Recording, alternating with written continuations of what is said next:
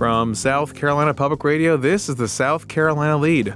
I'm your host, Gavin Jackson, and this episode was recorded on May 11th, 2026 from South Carolina Public Radio Studios here in Columbia. May the 11th be with you. Yes, we are working on Confederate Memorial Day around here because we get to bank this holiday for later in the year. And yes, this week is just too busy to take off any time. I'm all in for you guys, all gas, no breaks, sunny die week. We'll redistrict that day later in my schedule.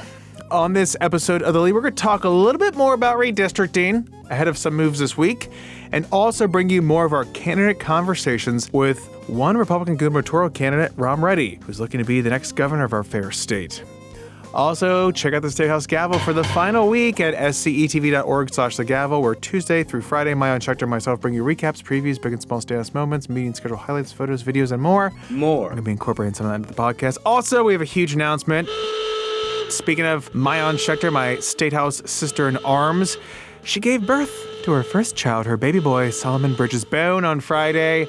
Solomon came a bit early, and he's in the NICU putting on some weight. Mama Mayana is doing well. We were hoping baby boy would have come at the end of June after the runoffs, but boy wanted to see what the sine die fuss is all about. He didn't want to miss his first sine die. He got in here right in time for Mother's Day for Mayan. Happy Mother's Day, Mayan, and all the mothers out there. We love you. Love you guys. You're doing a great job out there. As much as we love moms, we love moms. We love our leaders too. 803-563-7169. That's the number you call. That's our mailbox. We love hearing from you guys. Let us know what you want to talk about, what you want to hear from the campaign trail and the candidates. Again, we are having those debates later this month in early June for the AG and the governor's race. So a lot to talk about, a lot of thoughts on your mind, or maybe give some accolades and some wishes to Mama Mayan at 803-563-7169. I know she would love to hear from you.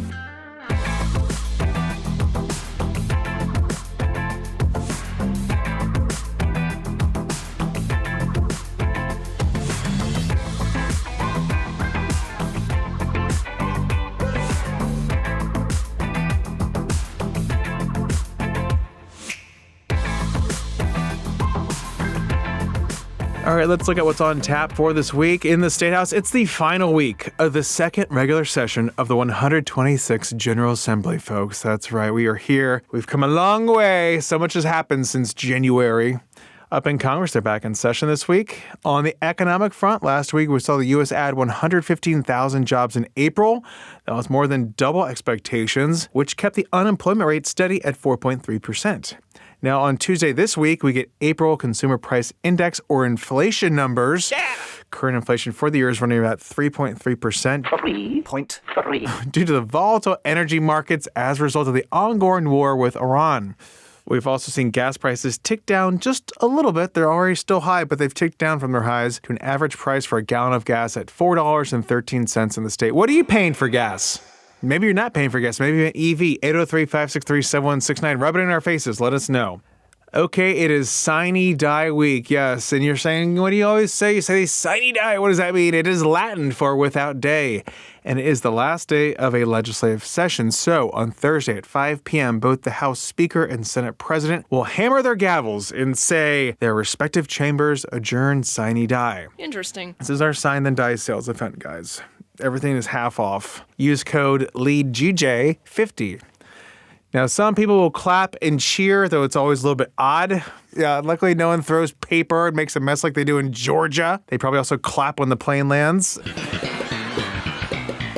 And nevertheless, in the real Peach State, where the Revolutionary War was won, as we're saying these days, South Carolina, it is a big deal, especially this year because, as you know, it is the second and final year of the 126th session of the General Assembly, which means bills that aren't in conference committee by Thursday at 5 p.m. are DEA dead and will have to be reintroduced next January, and they'll start the process all over again. We'll see you in January, medical marijuana.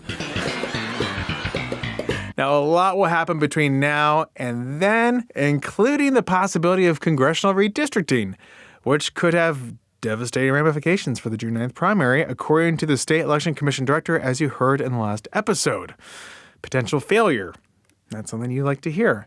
So let's briefly continue our conversation about this redistricting push and what's on the agenda for this week. On Tuesday morning, the House Judiciary Constitutional Laws Subcommittee, which you will recall met last Friday and took testimony on the redistricting plan and map, as well as advanced a bill to move back the state's congressional primaries to August, will meet again.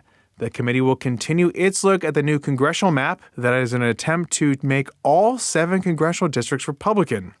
That includes the 6th congressional district, the only Democratic district in the state, which has been held by Congressman Jim Clyburn since he won it in 1992.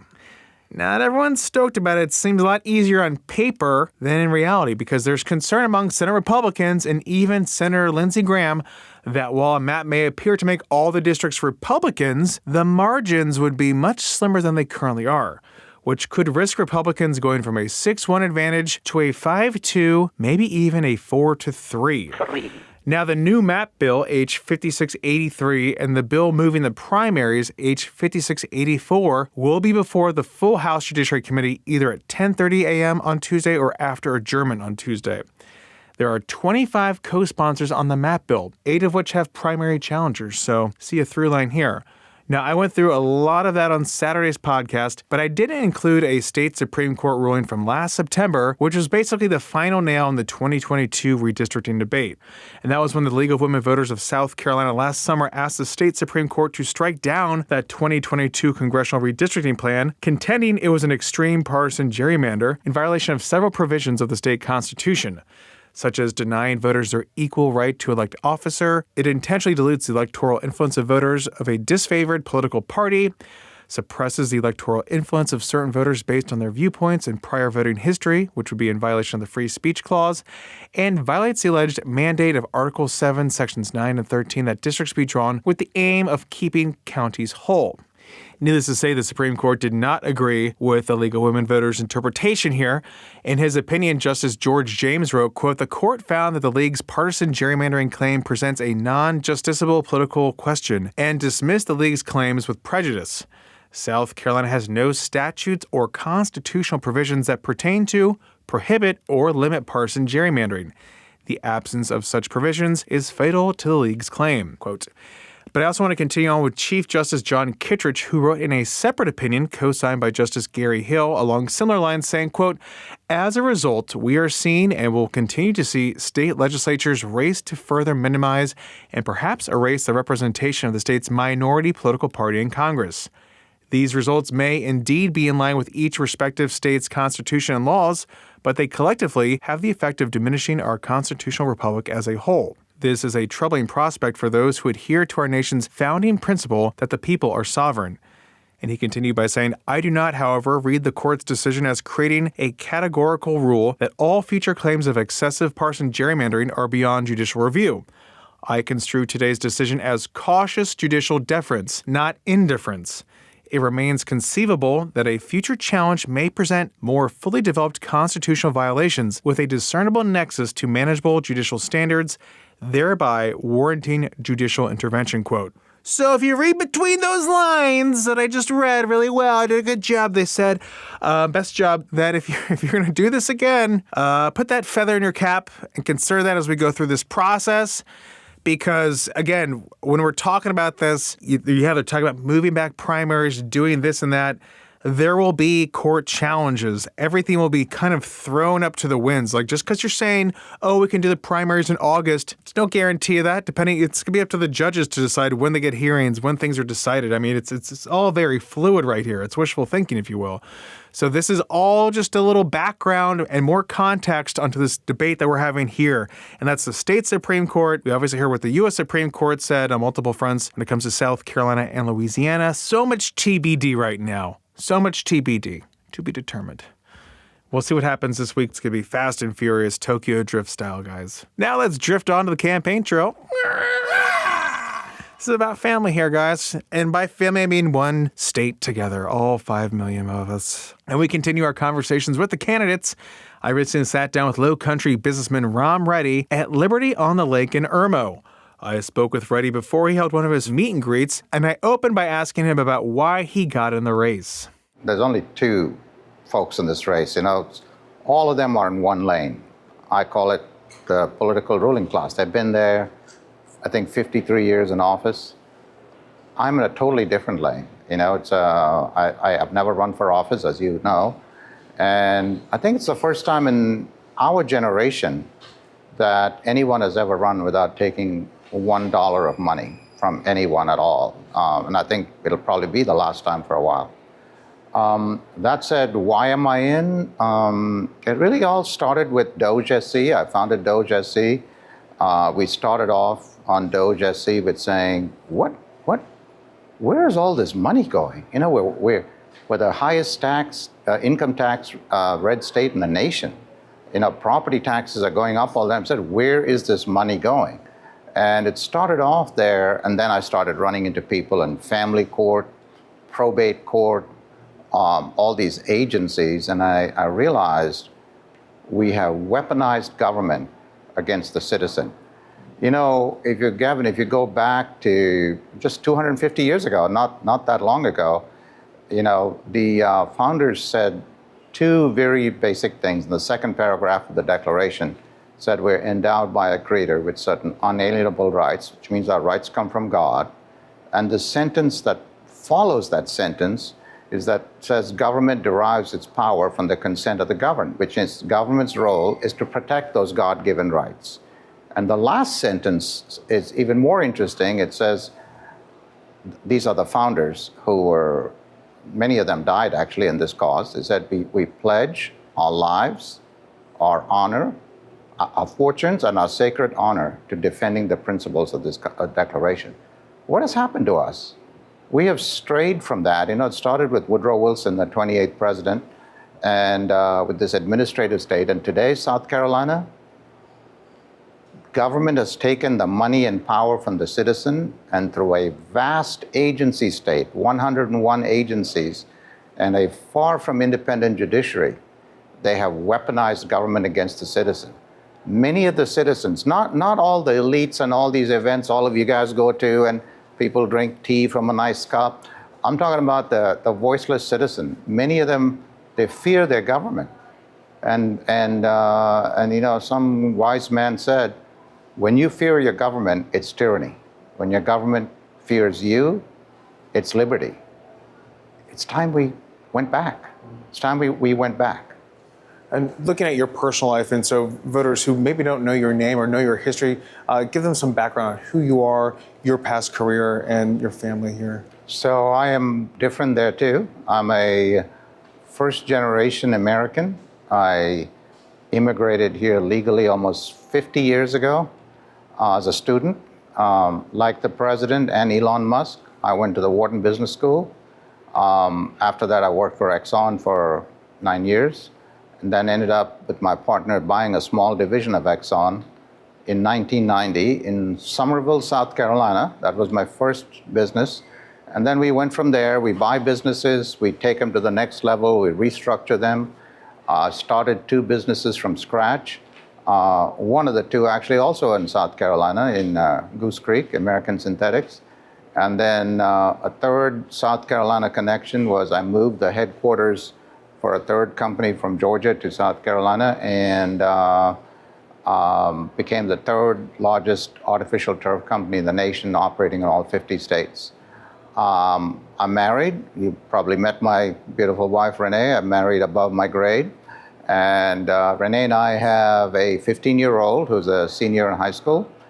We attend the First Baptist Church in Charleston, South Carolina. Great preacher, actually attended the debate, Marshall. And I have two older children from a previous marriage.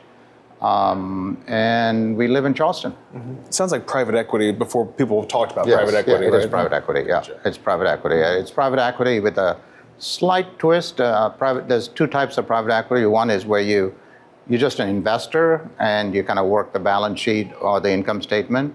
We were active private equity. So we did less number of deals, but we got active in actually operating these companies. Do you think private equity gets a bad rap these days? A lot of people say they're scooping up houses, they're scooping up businesses, and kind of just chopping them and leaving them for dead in some senses. Yeah, there are, and that's what I said. You know, there's a private equity that just works the balance sheet. They don't really add any value. You know, they cut things. We actually built things. I mean, the last company I had, Sprinter, we were doing 22 stadiums in 12 states when I bought it, And then when we sold it to the largest playground manufacturer in the United States, we were doing 270 stadiums a year in all 50 states. We created hundreds of thousands of jobs. By the way, I had to tolerate this tyranny of COVID when I was running the company. South Carolina is lying to you when they tell you that they kept everything open. That was not true.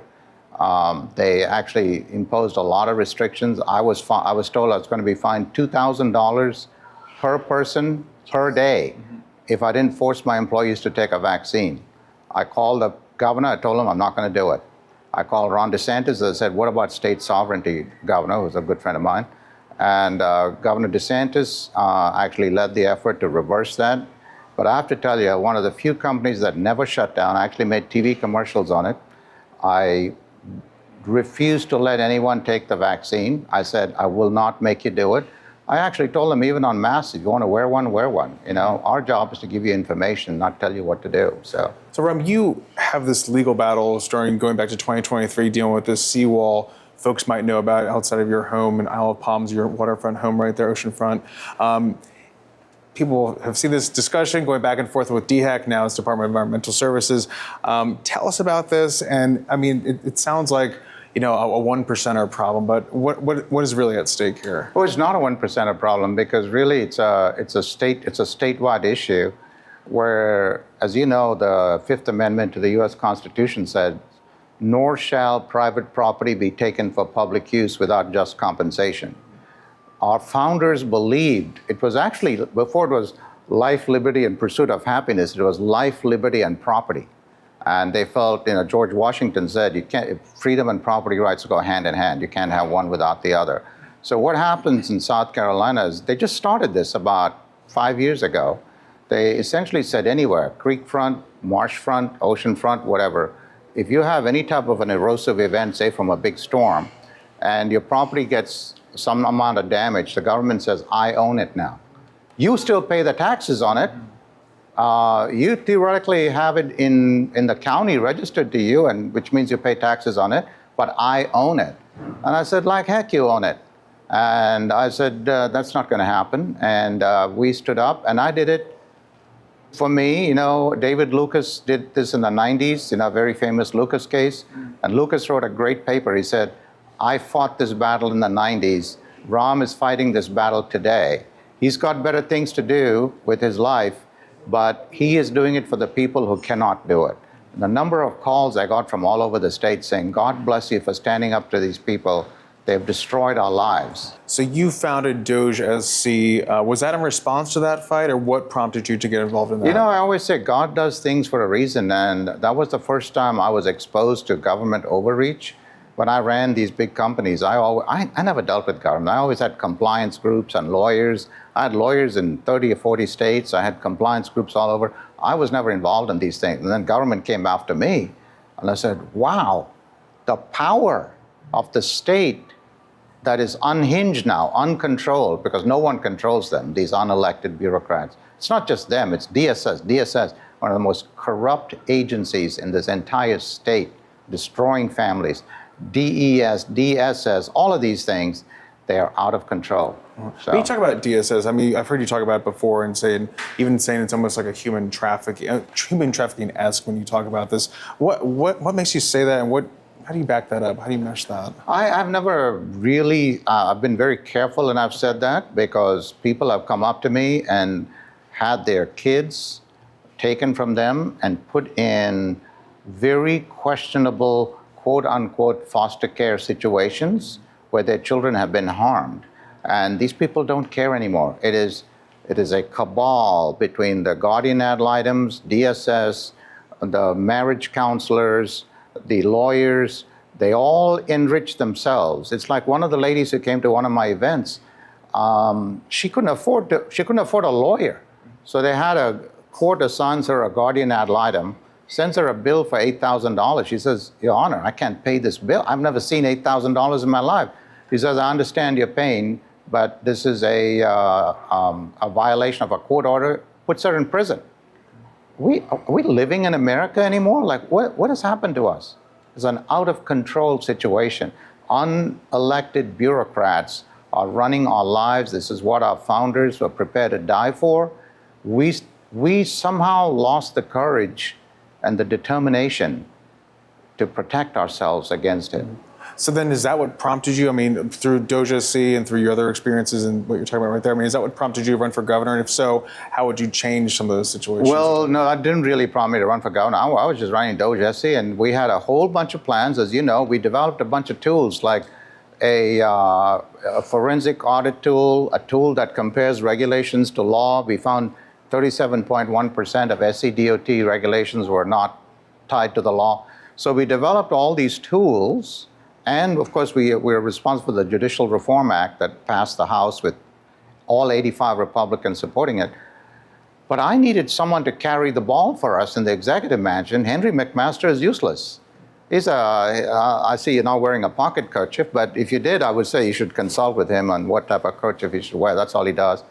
But I was looking for someone I could back. I would prefer to back someone. Someone said Warren was going to run. I said, he's an outside guy. I might get behind him and say, we've got a lot of things that can fix government ready to go, but I need a strong executive. No one ran. No one. We get in there and we got all the cabal running, the entire.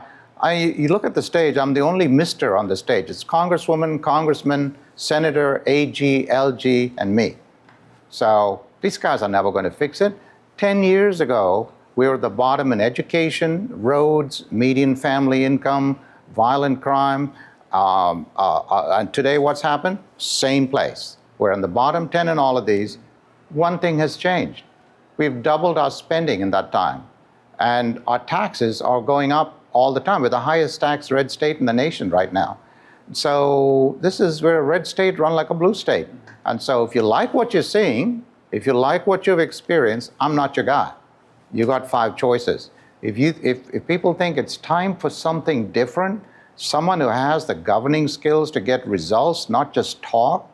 You know, you and I talked before the thing, Nancy talked about 65 bills introduced. How many got through? 0. It's like as an executive, if I go up there with 65 at-bats, I better get 50 hits. Norman says he's not a politician. He's not political. He's been there for 20 years, 21 years. How are you not a politician? So these people lie to the public, and the public is becoming more and more cynical, and they see that nothing's changed. That was Republican gubernatorial candidate Rom Reddy. You can find that interview and other candidate interviews at youtube.com/SCETV News. Remember, early voting starts May 26th, I think.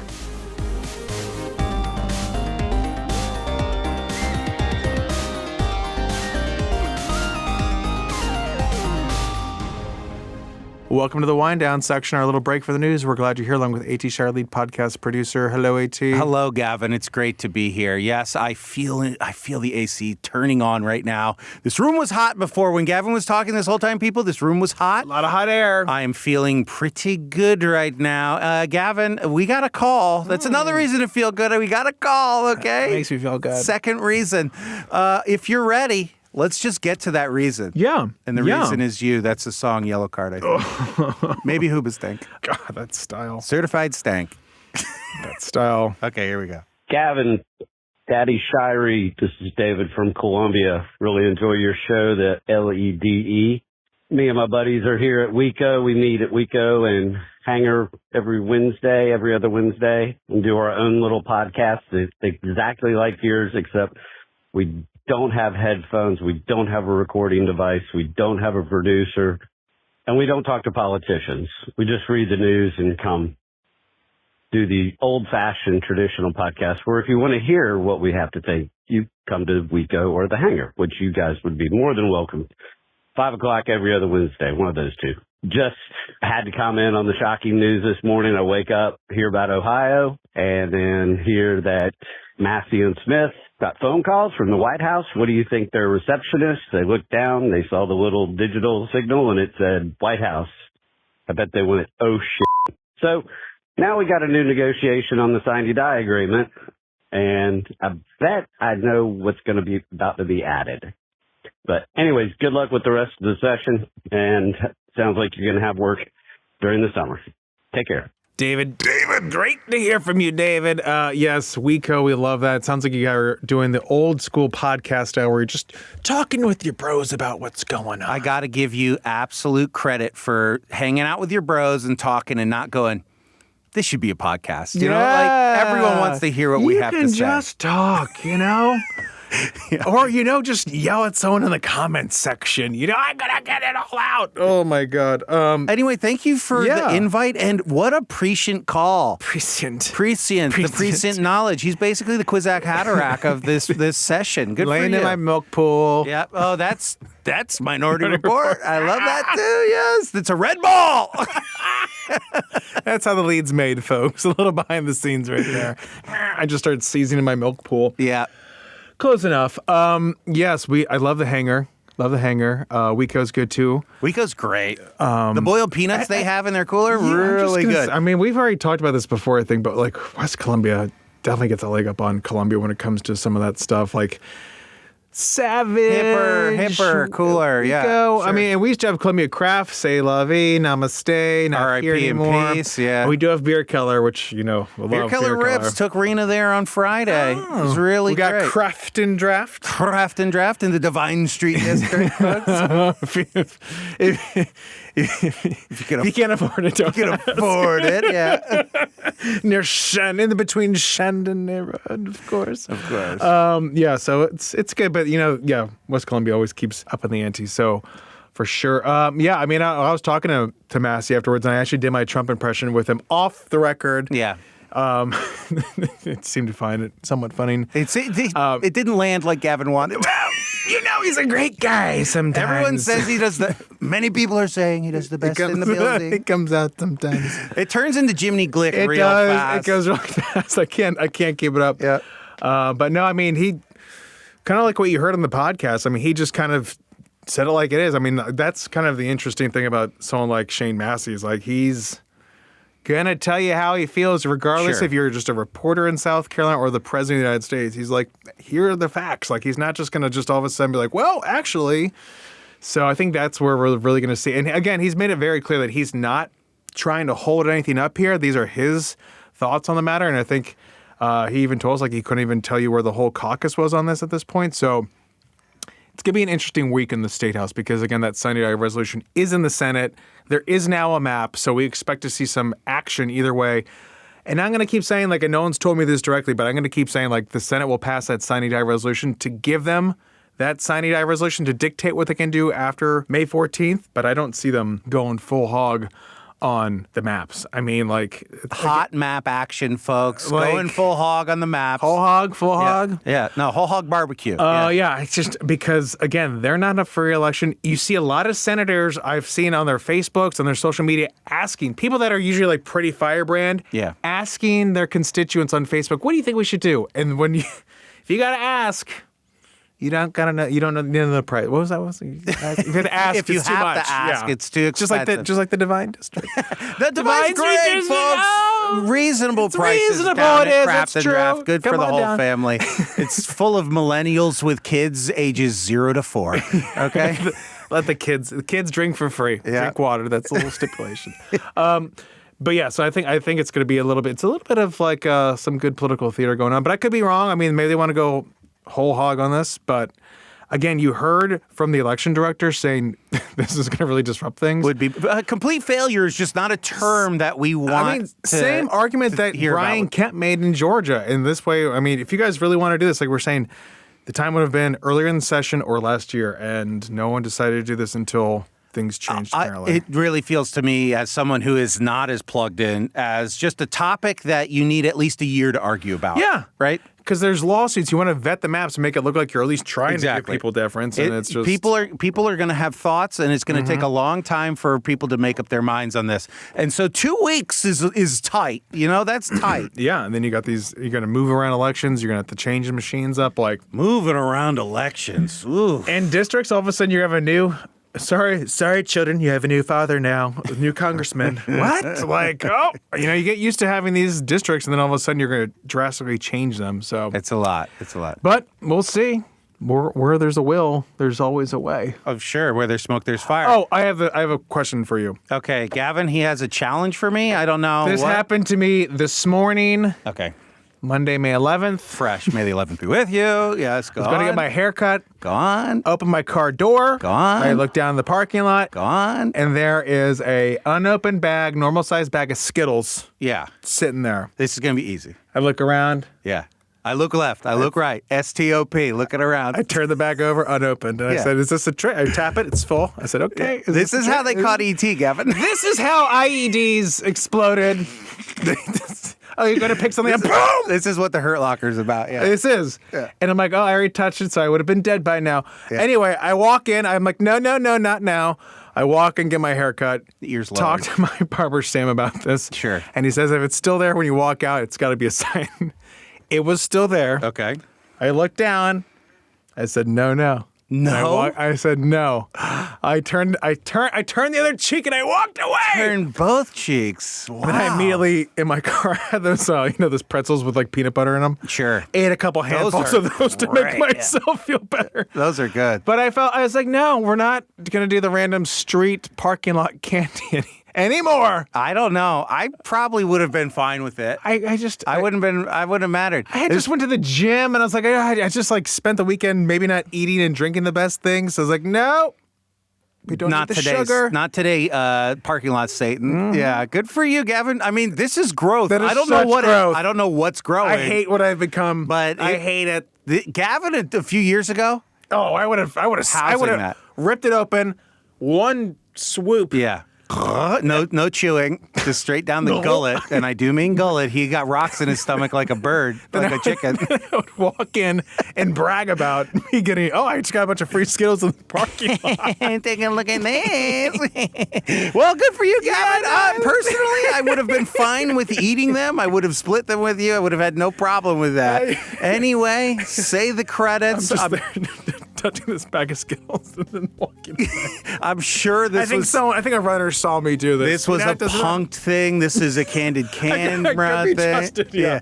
You really said there was a producer hiding in a hedge somewhere. You said he was going to eat them. You promised me he was gonna eat them. I said no. If I was walking home after a night out, Oh my God! You'd steal that candy from a baby. Yeah, absolutely. Anyway, say goodbye, Gavin. Go All right, credits. folks, let us know what you would do in this Skittles situation. 803-563-7169. You can also leave us a review on Apple Podcasts or wherever your podcasts from. And also, you can stay up to date with the latest news on SCETV.org and SouthCarolinaPublicRadio.org. And don't forget to support your local newspapers. The South Carolina Lede is a production of South Carolina Public Radio. Our producer is A.T. Shire. Amy Crouch is our supervising producer. Sean Birch is our executive producer. This podcast is produced with support from PRX and is made possible in part by a grant from the John S. and James L. Knight Foundation, as well as listener contributions to the ETV Endowment of South Carolina. For the South Carolina Lead, I'm Gavin Jackson. Be well, South Carolina. It's a little hacky. Hacky. I wrote a little hacky. I said I've been working on this bit. I'm hoping you can punch it up for me real quick. Hey, guys. Go on.